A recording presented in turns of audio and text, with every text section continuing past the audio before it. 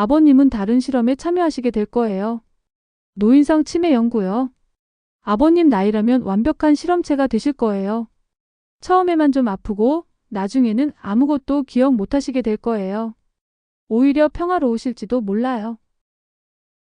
50년간 메스를 쥐고 살아온 손이 이제는 호미를 움켜쥐고 있었다. 박정수 원장은 서울 외곽의 작은 정원에서 무릎을 꿇고 토마토 모종을 심고 있었다. 70이 넘은 나이에도 여전히 굵고 안정적인 그의 손은 한때 수많은 생명을 구했던 손이었다. 하지만 이제 그 손은 생명을 구하는 대신 생명을 기르는 일에 몰두하고 있었다. 아버님 아직도 그런 일을 직접 하세요? 뒤에서 들려온 목소리에 박 원장은 고개를 들었다. 며느리 이선영이 깔끔한 흰 가운을 입고 서 있었다. 40대 중반의 그녀는 남편이 갑작스런 교통사고로 세상을 떠난 후 시아버지의 병원을 물려받았다. 의학도였던 그녀에게는 당연한 일이었지만 박 원장은 아직도 그 모습이 어색했다. 몸을 움직이지 않으면 녹이 쓴다. 박 원장은 흙을 털며 일어났다. 병원은 어떤가? 요즘 환자가 많이 오나? 네, 다행히 잘 되고 있어요. 새로운 의료진도 충원했고 최신 장비들도 들여놓았어요. 선영의 목소리에는 자신감이 묻어났다. 아버님께서 쌓아놓으신 좋은 평판 덕분에 더 많은 환자들이 찾아오고 있어요. 박 원장은 고개를 끄덕였지만 마음 한편으로는 복잡했다. 그가 평생을 바쳐 키워온 작은 병원이 이제는 완전히 다른 사람의 손에 넘어간 것이다. 물론 며느리도 가족이고 의사로서의 실력도 인정했지만 어딘지 모르게 낯선 느낌을 지울 수 없었다. 그런데 요즘 밤에 병원에서 이상한 소음이 난다는 소문이 있던데. 박 원장이 조심스럽게 말을 꺼냈다. 선영의 표정이 순간 굳어졌다가 이내 부드러운 미소를 지었다. 아, 그건 새로 도입한 MRI 장비 때문이에요. 조정 작업을 밤에 하다 보니 소음이 좀 나는 것 같아요. 곧 익숙해지실 거예요. MRI를 새로 샀나? 예전 것도 충분히 좋았는데. 시대가 변했잖아요. 환자들은 더 정확하고 빠른 진단을 원해요.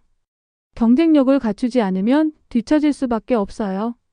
박 원장은 더 이상 묻지 않았다. 은퇴한 노인이 현업에 간섭하는 것은 바람직하지 않다고 생각했기 때문이다. 하지만 마음 깊숙한 곳에서는 무언가 불편한 감정이 꿈틀거리고 있었다. 아버님도 이제 충분히 쉬셨으니 가끔은 병원에 놀러 오세요. 옛 동료들도 아버님을 그리워해요. 선영이 다정하게 말했다. 그래야지. 언젠가는 들러보겠다. 선영이 떠나고 나서 박 원장은 다시 정원으로 향했다. 토마토 모종들이 바람에 살랑거렸다.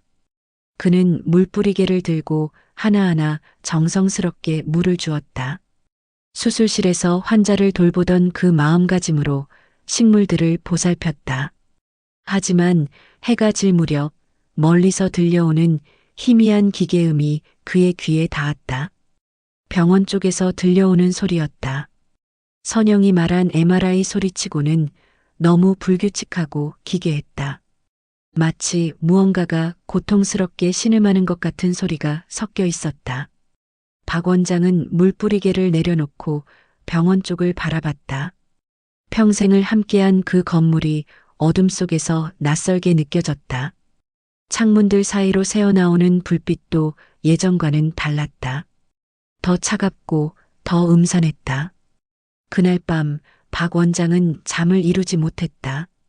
정원 일로 지친 몸이었지만 머릿속에서는 계속해서 그 이상한 소리가 맴돌았다.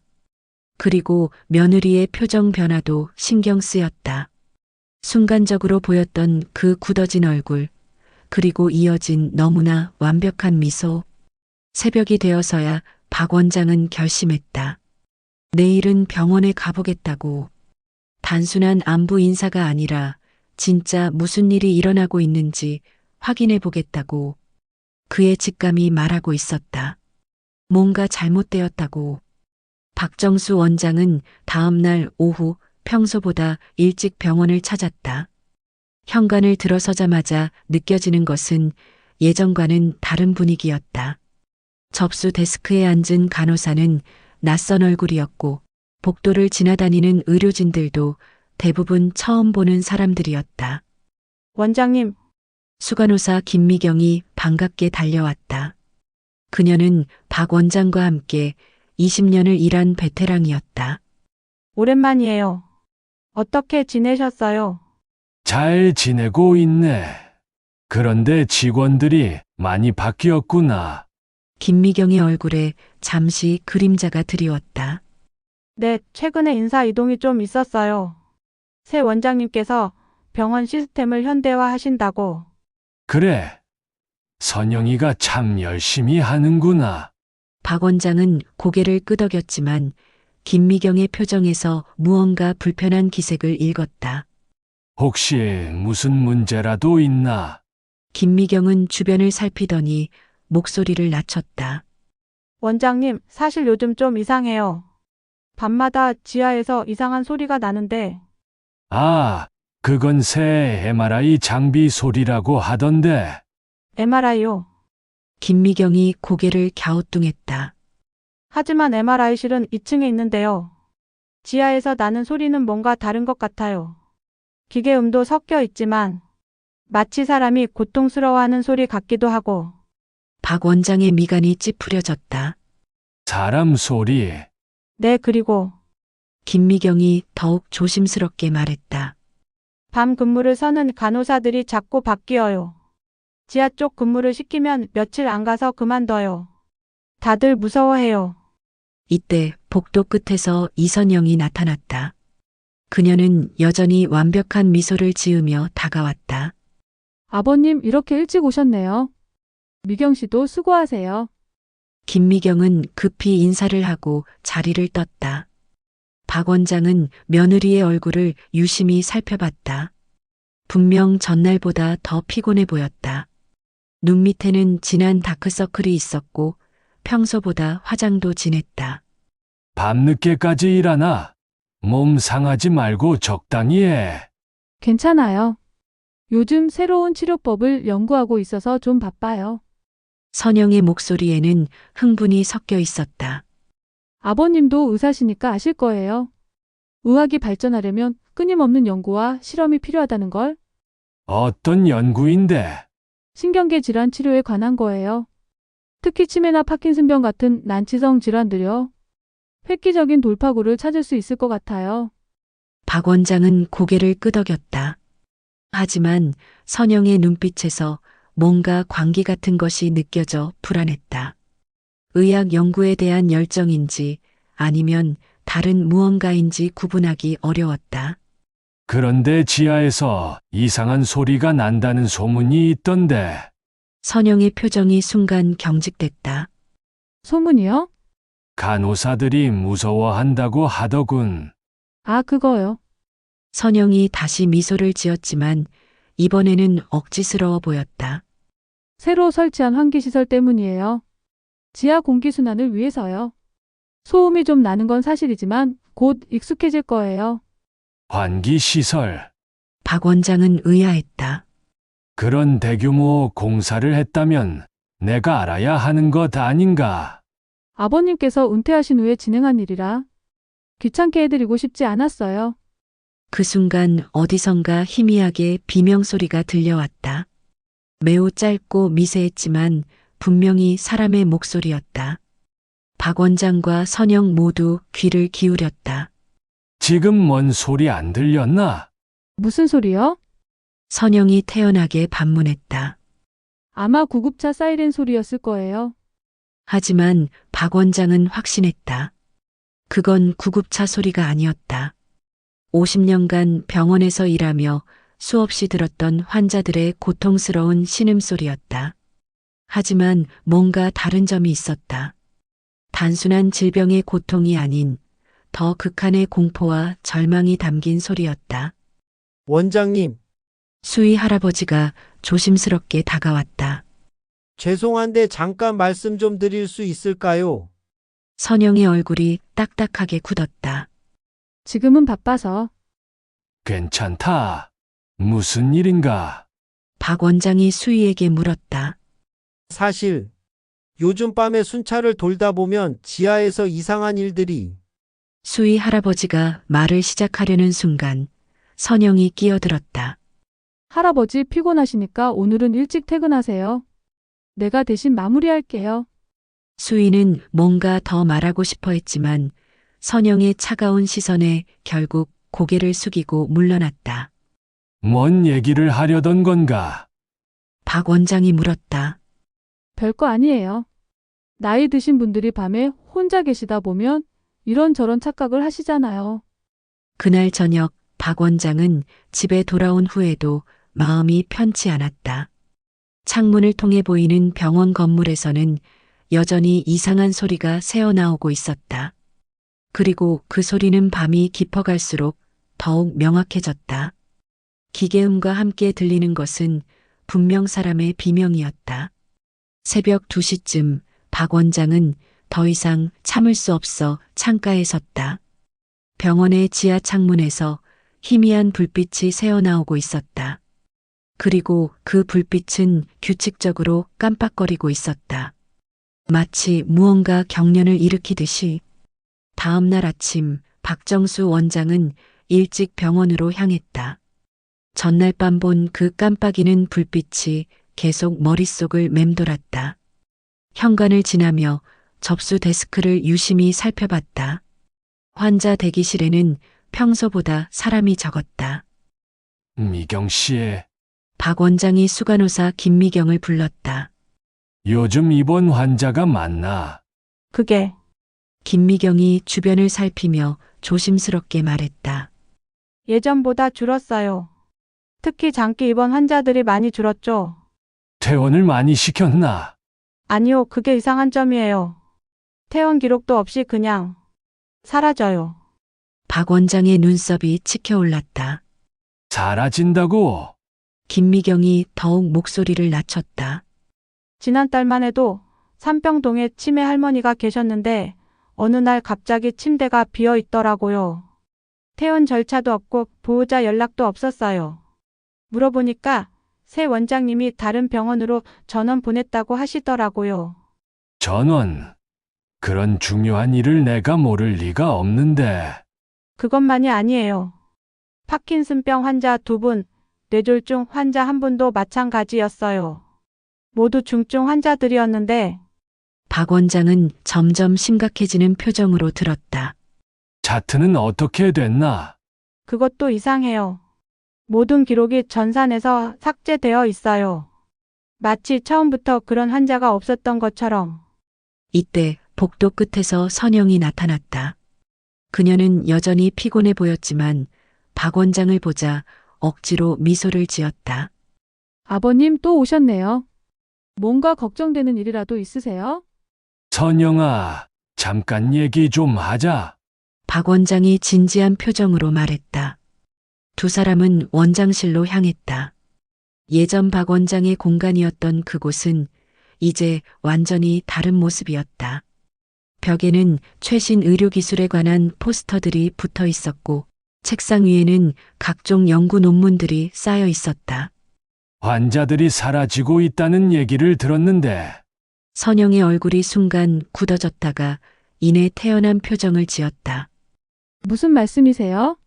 김 간호사 말로는 입원 환자들이 기록도 없이 사라진다는데, 전원을 보냈다면 내게 알려줬어야 하는 것 아닌가? 아, 그 환자들 말씀이시는군요. 선영이 의자에 앉으며 말했다. 모두 전문 치료가 필요한 분들이었어요. 서울대학병원이나 세브란스 같은 큰 병원으로 보내는 게 환자들에게 더 도움이 된다고 판단했어요. 그렇다고 해도 절차가 있는 법이야. 보호자 동의는 받았나? 전원의뢰서는? 물론 다 처리했어요. 다만 서류가 너무 많다 보니 전산 정리가 좀 늦어지고 있어서. 선영이 애매하게 말을 흐렸다. 박 원장은 선영의 눈을 똑바로 바라봤다.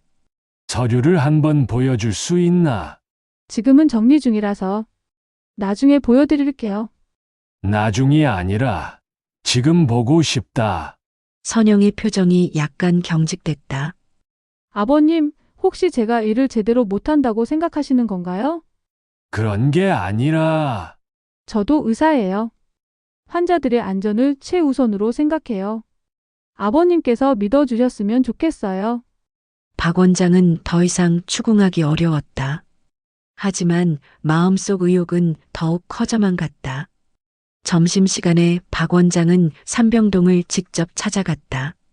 김미경이 말한 치매 할머니가 있던 자리를 확인하고 싶었다. 병동은 한산했다.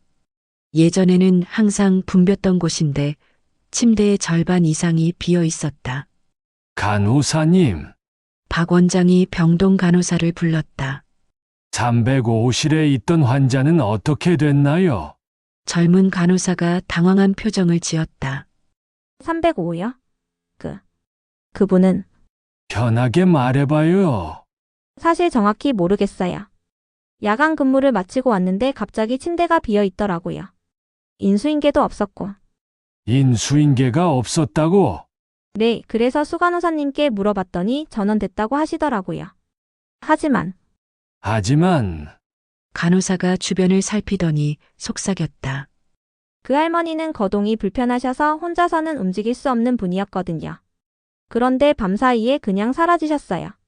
휠체어도 그대로 있고 개인 소지품들도 모두 남겨두고. 박 원장의 등골이 서늘해졌다. 다른 환자들은 307호에 계셨던 파킨슨병 할아버지도 마찬가지였어요. 어느 날 갑자기. 정말 이상해요. 그날 오후 박 원장은 전산실로 향했다. 직접 환자 기록을 확인해 보고 싶었다. 하지만 전산실 문은 잠겨 있었고 시스템 점검 중이라는 안내문이 붙어 있었다. 언제부터 시스템 점검을 하는 거야? 박 원장이 지나가던 직원에게 물었다. 일주일째예요. 새 원장님께서 보안 강화를 위해서라고 하시더라고요.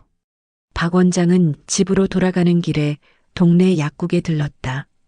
약사 김 선생은 오랜 지인이었다.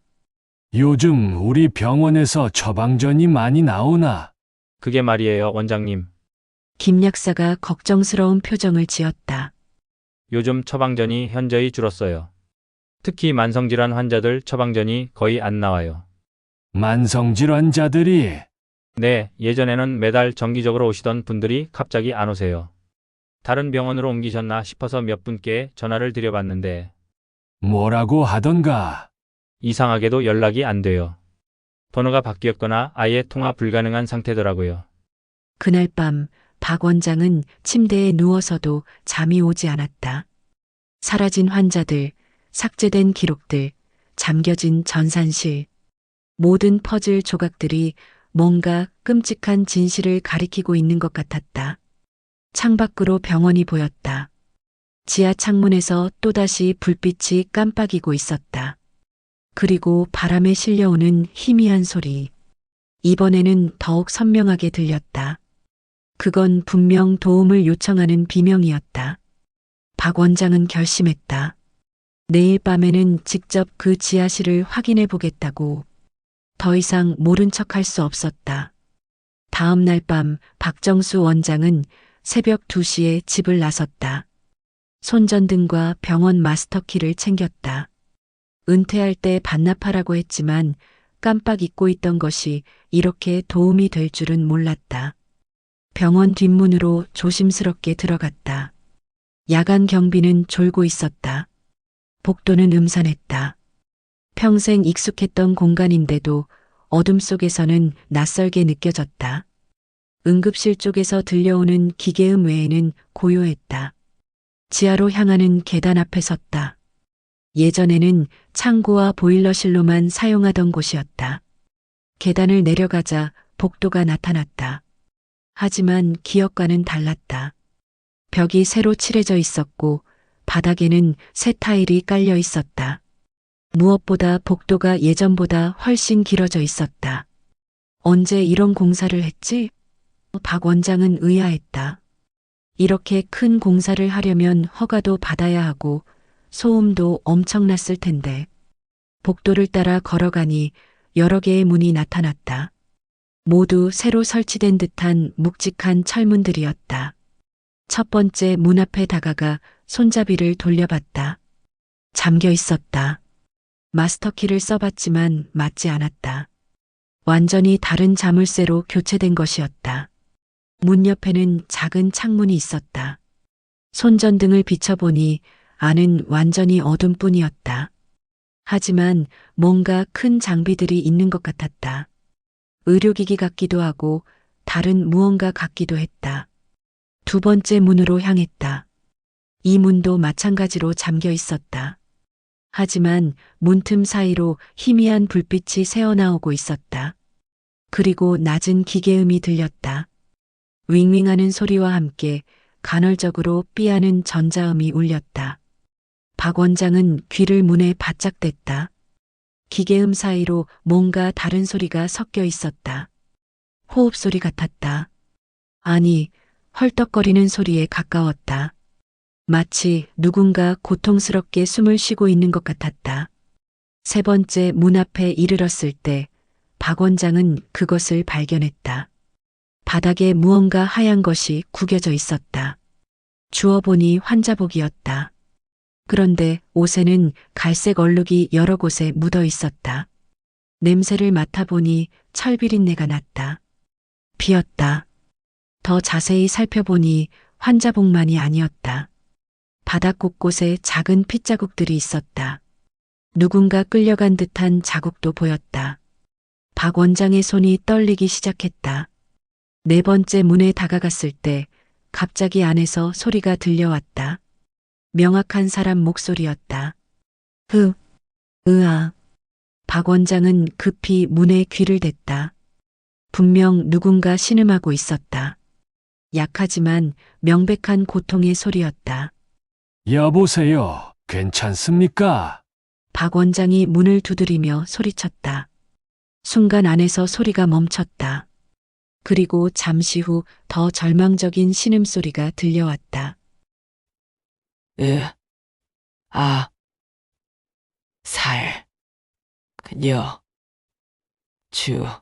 박 원장의 온몸에 소름이 돋았다.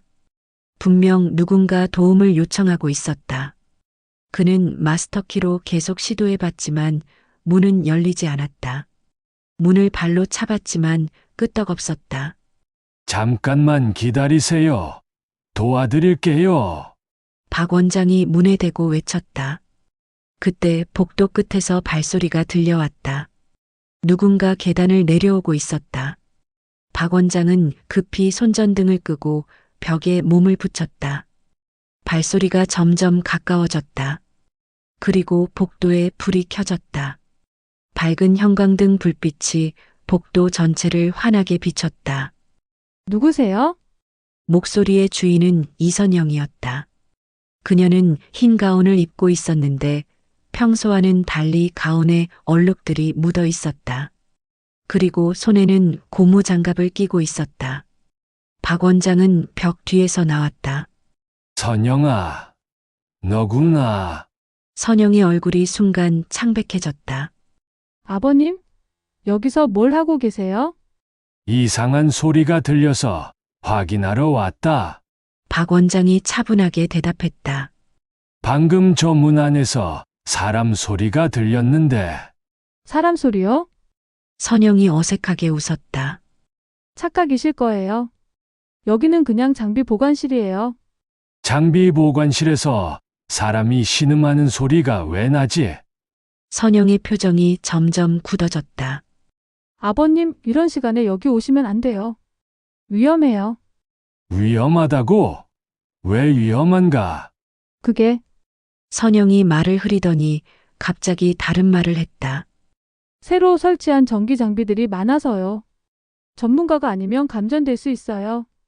박 원장은 바닥에 떨어진 피 묻은 환자복을 가리켰다. 그럼 이건 뭔가? 전기 장비에서 환자복이 왜 나와? 선영이 환자복을 보더니 순간 당황한 기색을 보였다. 하지만 이내 태어난 척했다. 아, 그건 새 장비 포장재예요. 요즘 의료기기 포장에 저런 천을 많이 써요. 포장재. 박 원장이 환자복을 들어 보였다. 이게 포장재로 보이나? 그리고 이 피는 뭔가? 피가 아니라 기계 오일이에요. 박 원장은 더 이상 참을 수 없었다. 선영아, 대체 여기서 뭘 하고 있는 거야? 사라진 환자들은 어디 있고, 이 문들 안에는 뭐가 들어있는 거지? 선영의 얼굴에서 가면이 서서히 벗겨지기 시작했다. 따뜻했던 미소는 사라지고 차가운 표정이 드러났다. 아버님, 선영이 낮은 목소리로 말했다. 너무 깊이 파고들지 마세요. 뭐라고? 모르는 게 약이에요. 특히 아버님 같은 나이에는 박 원장은 등골이 서늘해졌다. 앞에 서 있는 사람이 자신이 알던 며느리가 맞는지 의심스러웠다. 그 차가운 눈빛과 위협적인 어조는 완전히 다른 사람일 것 같았다. 지금 나를 협박하는 건가? 선영이 한 걸음 다가왔다. 협박이 아니라 충고예요. 이곳은 아버님이 들어와서는 안 되는 곳이에요. 그 순간 네 번째 문에서 다시 신음소리가 들려왔다. 이번에는 더 절망적이고 간절한 소리였다. 박 원장과 선영 모두 그 소리를 들었다. 저건 뭔가? 박 원장이 문을 가리키며 물었다. 선영이 잠시 망설이더니 결국 입을 열었다. 들어가세요, 아버님. 뭐, 문이 열려 있어요. 직접 확인해 보세요. 박 원장은 의아했다. 분명 잠겨있던 문이었는데. 하지만 손잡이를 돌리자 문이 쉽게 열렸다. 그리고 안에서 나온 광경에 박 원장은 말을 잃었다. 문이 열리자 박정수 원장은 그 자리에서 얼어붙었다. 방 안은 차가운 형광등으로 환하게 밝혀져 있었다. 그리고 그 불빛 아래 펼쳐진 광경은 그의 상상을 초월하는 끔찍함이었다. 방 한가운데에는 수술대 같은 침대가 놓여 있었다. 하지만 평범한 의료용 침대가 아니었다. 침대 양옆과 발끝에는 두꺼운 가죽끈들이 달려 있었고 침대 위에는 한 사람이 묶여 있었다. 노인이었다. 박 원장이 기억하는 환자 중 한 명이었다. 이게 뭐야? 박 원장이 떨리는 목소리로 중얼거렸다. 침대에 묶인 노인은 의식을 잃은 상태였다. 머리에는 여러 개의 정극이 붙어 있었고 팔에는 굵은 주사 바늘이 꽂혀 있었다. 옆에 있는 기계에서는 심전도와 뇌파가 나타나고 있었지만 그 파형들은 정상적이지 않았다. 강민수 할아버지. 박 원장이 환자를 알아보며 다가갔다. 파킨슨병으로 입원했던 환자였다. 가족들이 매일 문안을 왔던 분이었다. 만지지 마세요. 선영의 차가운 목소리가 뒤에서 들려왔다. 박 원장이 돌아봤다. 선영은 문 앞에 서서 팔짱을 끼고 있었다. 평소의 따뜻한 모습은 온데간데 없고 마치 다른 사람처럼 냉정한 표정을 짓고 있었다. 이게 대체 뭔가? 왜 환자를 이런 식으로? 실험이에요. 선영이 태연하게 대답했다. 실험. 신경계 질환 치료를 위한 실험이라고 말씀드렸잖아요. 이분은 파킨슨병 말기 환자예요. 어차피 시간 문제였어요. 박 원장은 선영의 말을 믿을 수 없었다. 시간 문제라고 해서 이런 식으로 실험을 해도 된다는 거야. 환자 동의는 받았나? 가족들은 알고 있나? 동의? 선영이 비웃었다. 아버님도 의사시니까 아시잖아요. 진정한 의학 발전을 위해서는 때로는 희생이 필요해요. 박 원장의 온몸이 떨렸다. 희생이라고? 이건 실험이 아니라 고문이야. 방을 더 자세히 살펴보니 끔찍한 것들이 더 많이 보였다. 벽 한쪽에는 각종 의료기기들이 있었지만 정상적인 치료용이 아니었다. 전기 충격기, 뇌파 조작 장치, 그리고 이름 모를 기계들이 늘어서 있었다. 구석에는 파일 캐비닛이 있었다. 박 원장이 다가가 서랍을 열어보니 수많은 파일들이 들어 있었다. 모두 사라진 환자들의 기록이었다. 하지만 이것들은 정상적인 의료 기록이 아니었다. 실험체 1호, 김영희, 75세, 치매 환자. 실험체 2호, 박철수, 68세, 뇌졸중 환자. 실험체 3호, 강민수, 71세, 파킨슨병 환자. 각 파일에는 실험 과정과 결과가 상세히 기록되어 있었다. 전기 충격 실험, 뇌조직 채취, 신경 자극 실험. 읽으면 읽을수록 박 원장은 메스꺼움을 느꼈다. 이런 미친 짓을. 박 원장이 파일을 떨어뜨렸다. 미친 짓이 아니에요. 선영이 다가오며 말했다. 혁신적인 연구예요. 몇 명의 희생으로 수만 명을 구할 수 있다면 그게 더 윤리적인 거 아닌가요? 윤리적이라고. 환자들을 속이고 납치해서 실험을 하는 게 윤리적이라는 거야. 환자들은 어차피 회복 불가능한 상태였어요. 그들의 고통을 의미 있게 만든 거예요. 박 원장은 더 이상 참을 수 없었다. 당장 이 환자를 풀어줘. 하지만 침대에 가까이 가려던 순간 선영이 그의 팔을 붙잡았다. 그녀의 힘은 생각보다 강했다. 아버님도 의사셨잖아요. 의학의 발전이 얼마나 중요한지 아시잖아요. 의학 발전. 이런 식으로. 메디치 가문이 시체를 해부해서 의학이 발전했어요. 플레밍이 수많은 실험을 통해 페니실린을 발견했어요. 모든 위대한 발견에는 희생이 따라요. 박 원장은 선영의 눈을 똑바로 바라봤다. 그 눈에는 광기가 서려 있었다. 의학에 대한 순수한 열정이 아니라 비틀린 욕망과 권력욕이 섞인 위험한 광기였다. 너는 더 이상 의사가 아니야. 박 원장이 단호하게 말했다. 그냥 미친 사람이야. 선영의 표정이 차갑게 굳었다. 아버님이 이해 못하실 것은 예상했어요. 구시대 의사들은 항상 보수적이시니까. 그 순간 침대에서 신음소리가 들려왔다. 강민수 할아버지가 의식을 되찾고 있었다. 그의 눈이 천천히 열리더니 박 원장을 보았다.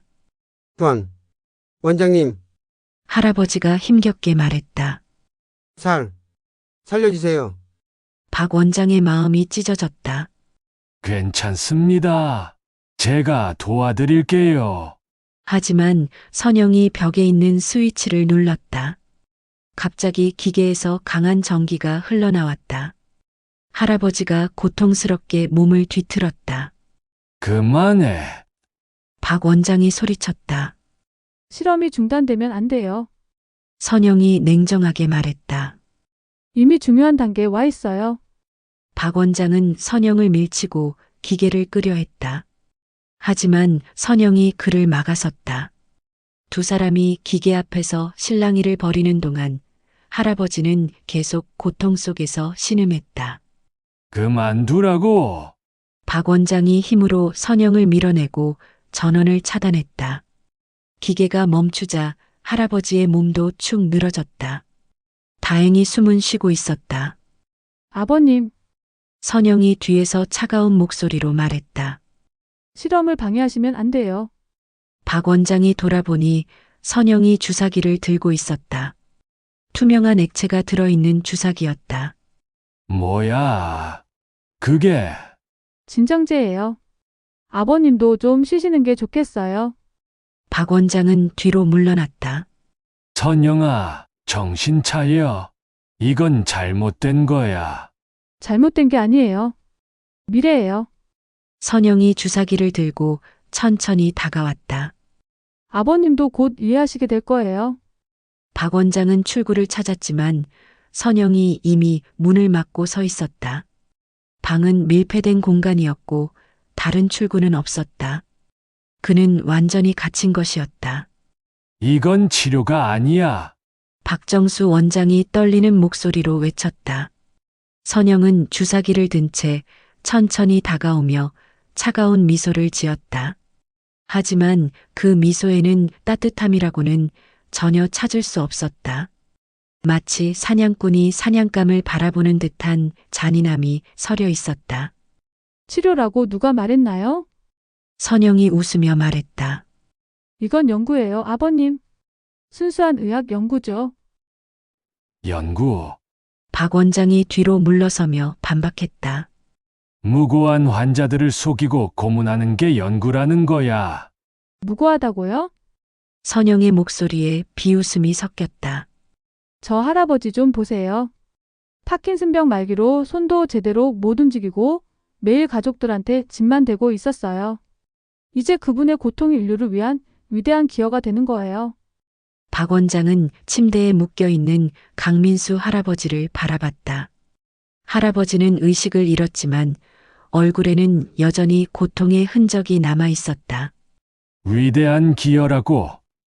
그분에게는 사랑하는 가족이 있어. 손자들이 매일 면회를 왔단 말이야. 그래서 더 좋은 거 아닌가요? 선영이 어깨를 으쓱했다. 가족들은 할아버지가 좋은 곳으로 전원됐다고 생각하고 있어요. 더 이상 걱정할 필요도 없고 병원비 걱정도 없어요. 모두에게 도움이 되는 일이죠. 박 원장은 선영의 말을 듣고 전율했다. 어떻게 한 인간이 이렇게까지 냉혹해질 수 있는지 이해할 수 없었다. 너는 언제부터 이런 괴물이 됐나? 박 원장이 물었다. 괴물이라고요? 선영이 크게 웃었다. 아버님, 역사상 가장 위대한 의학적 발견들이 어떻게 이루어졌는지 아세요? 나치의 인체 실험에서 얻은 데이터가 현대의학에 얼마나 기여했는지 알고 계시나요? 그건 일본의 731 부대가 수행한 실험들도 마찬가지예요. 윤리적으로는 문제가 있었지만 그들이 남긴 연구 결과는 수많은 생명을 구했어요. 박 원장은 선영의 비틀린 논리에 말문이 막혔다. 그래서 너도 그런 짓을 한다는 거야. 저는 더 나아요. 선영이 자랑스럽게 말했다. 저는 이미 죽어가는 환자들만 선별해서 사용해요. 건강한 사람들을 희생시키지는 않아요. 죽어가는 환자라고. 강 할아버지는 아직 충분히 살 수 있었어. 몇 년 더 살았을까요? 5년? 10년? 선영이 고개를 저었다. 그 시간 동안 가족들은 계속 고생하고 의료비는 천문학적으로 나가고 본인은 고통 속에서 살아야 해요. 이게 더 인도적인 선택이에요.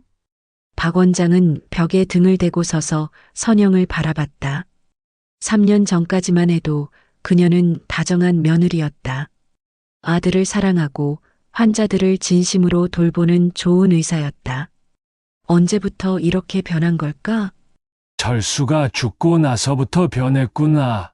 박 원장이 조용히 말했다. 선영의 표정이 순간 일그러졌다. 남편의 이름을 언급하자 그녀의 가면에 균열이 생겼다. 철수 얘기는 하지 마세요. 내 아들은 이런 걸 원하지 않았을 거야. 철수는 환자를 가족처럼 여기는 의사였어. 닥치세요. 선영이 갑자기 소리쳤다. 철수는 너무 선했어요. 그래서 죽었다고요.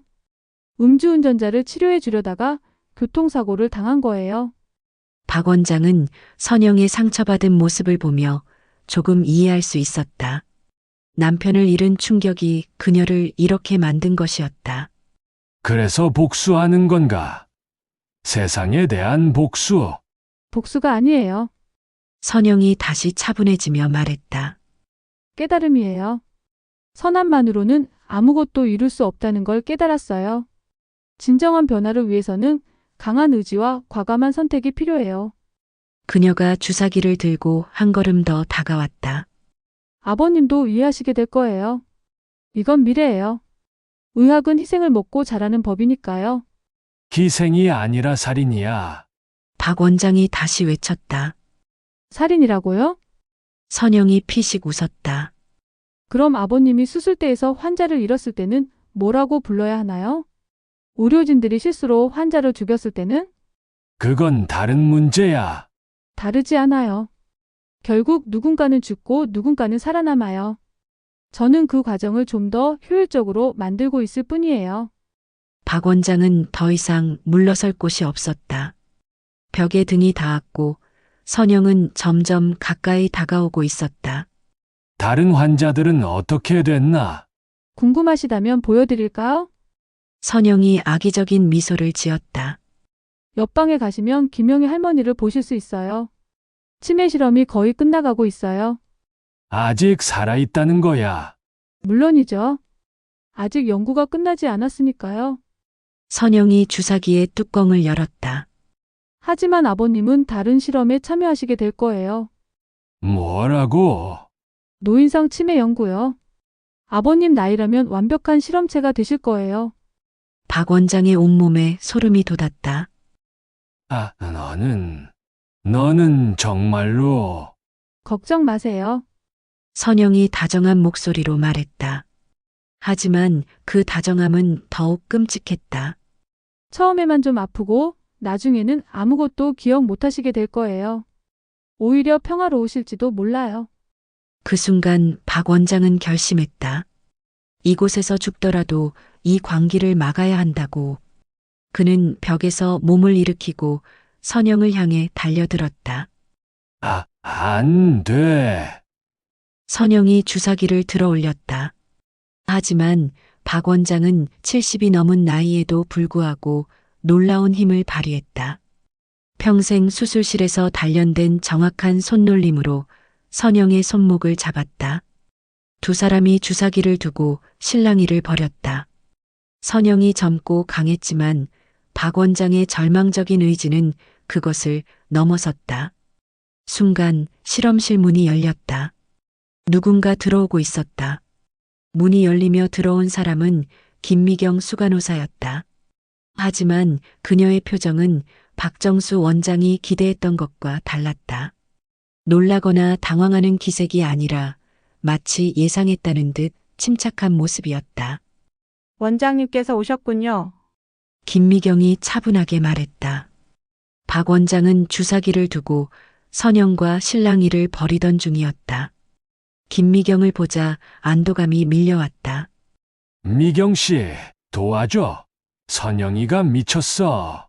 하지만 김미경은 도와주기는커녕 문을 잠그고 벽에 등을 기댔다. 그리고는 시계를 보며 한숨을 쉬었다. 벌써 새벽 3시네요. 원래 계획보다 늦어졌어요. 박 원장은 상황을 이해할 수 없었다. 뭔 소리야? 계획이 뭔데? 선영이 박 원장의 손목을 비틀며 주사기를 빼앗았다. 미경 언니 수고하셨어요. 아버님이 생각보다 완강하시네요. 당연하죠. 50년간 병원을 운영하신 분인데, 김미경이 웃으며 대답했다. 하지만 이제 끝이에요. 박 원장은 두 여자를 번갈아 보며 절망했다. 미경 씨. 아, 너도. 저도 뭐요. 김미경이 고개를 갸우뚱했다. 저는 처음부터 선영 원장님과 함께 일했어요. 아니, 정확히는 선영 원장님이 저를 스카우트 하신 거죠. 스카우트. 20년간 아버님 밑에서 일하면서 정말 많이 배웠어요. 김미경의 목소리에는 진심이 담겨 있었다. 하지만 아버님은 너무 보수적이셨어요. 새로운 의학의 가능성을 보지 못하셨죠. 선영이 박 원장의 팔을 잡고 침대 쪽으로 끌고 갔다. 미경 언니가 없었다면 이 연구는 불가능했을 거예요.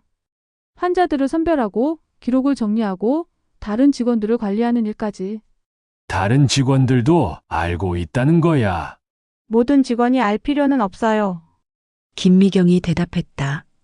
핵심 인력 몇 명이면 충분하죠. 나머지는 그냥 시키는 대로 하면 되고요. 박 원장은 침대에 밀쳐져 앉았다. 강민수 할아버지가 묶여있던 바로 그 자리였다. 가죽끈들이 그의 눈앞에 있었다. 언제부터였나? 박 원장이 물었다. 아들 철수가 죽고 나서부터요. 선영이 주사기를 준비하며 대답했다. 처음에는 저도 절망했어요. 왜 좋은 사람이 먼저 죽어야 하는지, 왜 의학이 그를 구하지 못했는지. 그래서 이런 짓을. 이런 짓이 아니라 혁신이에요. 선영이 박 원장의 팔을 침대에 고정하기 시작했다. 저는 철수가 못 이룬 꿈을 대신 이루고 있어요. 진정한 의학 발전을 위해서요. 김미경이 다른 쪽 팔을 잡으며 도왔다. 박 원장은 저항했지만 두 사람의 힘을 당해낼 수 없었다. 철수는 이런 걸 원하지 않았을 거야. 박 원장이 소리쳤다. 철수는 너무 착했어요. 선영의 목소리에 슬픔이 묻어났다. 환자들을 가족처럼 여겼죠. 하지만 그 착함이 그를 죽였어요. 그래서 환자들을 실험 도구로 쓴다는 거야. 실험 도구가 아니라 미래를 위한 투자예요. 선영이 박 원장의 다리도 고정했다. 아버님도 곧 이해하시게 될 거예요. 박 원장은 완전히 침대에 묶였다. 움직일 수 없었다. 천장에 차가운 형광등이 그의 얼굴을 비추고 있었다. 이제 뭘 할 건가? 간단해요. 선영이 주사기를 들어 보였다. 먼저 진정제를 놓아서 아버님을 편안하게 해드리고 그 다음에 본격적인 실험을 시작할 거예요. 어떤 실험? 치매 유발 실험이요. 김미경이 대답했다. 특정 뇌 부위에 전기 자극을 가해서 기억 손실을 유도하는 실험이에요. 성공하면 치매 치료의 열쇠를 찾을 수 있어요. 박 원장은 전율했다. 성공하면, 실패하면 어떻게 되는데? 실패해도 괜찮아요. 선영이 냉정하게 말했다. 어차피 아버님은 이미 나이가 많으시니까 자연스러운 치매로 보일 거예요. 미친 년들.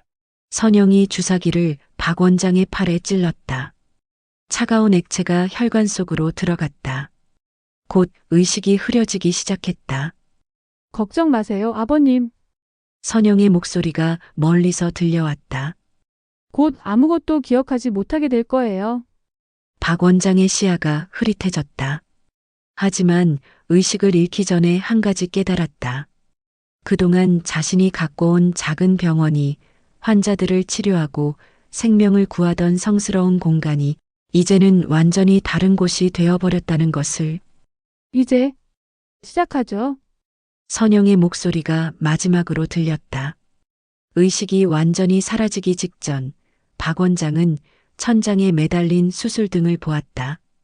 그 밝은 불빛 아래서 수많은 생명을 구했던 자신의 손이 이제는 무력하게 침대에 묶여 있었다. 수술등이 켜졌다. 예전과 같은 차가운 흰빛이었지만 이제는 치유를 위한 빛이 아니었다. 파괴를 위한 빛이었다. 전기 자극 장치 준비됐어요. 김미경의 목소리가 들렸다. 좋아요. 첫 번째 실험을 시작하죠. 박 원장은 마지막 힘을 다해 소리치려 했지만 목소리가 나오지 않았다. 진정제가 완전히 퍼진 것이었다. 그는 의식을 잃어가면서 한 가지만 생각했다. 이제 실험의 차례는 바로 나구나. 병원은 더 이상 치유의 공간이 아니었다. 그것은 괴물이 되어버렸고 그 괴물의 뱃속에서 그는 무력한 먹이가 되고 말았다. 수술등의 불빛이 점점 더 밝아졌다. 그리고 그 빛 속에서 박정수 원장의 의식은 서서히 어둠 속으로 사라져갔다. 평생을 바쳐 환자를 치료했던 의사가 이제는 스스로 환자가, 아니 실험체가 되어버린 것이었다. 먼 곳에서 기계음이 들려왔다. 윙윙거리는 소리와 함께 전기가 흐르는 소리. 그리고 그 모든 소리들이 점점 멀어져가며 완전한 침묵 속으로 사라져갔다. 병원의 지하실에는 다시 평온이 찾아왔다. 하지만 그것은 죽음과 같은 고요함이었다. 끝까지 청취해 주셔서 감사합니다. 구독과 좋아요, 댓글은 영상 제작에 큰 힘이 됩니다. 항상 건강하시고 행복하세요.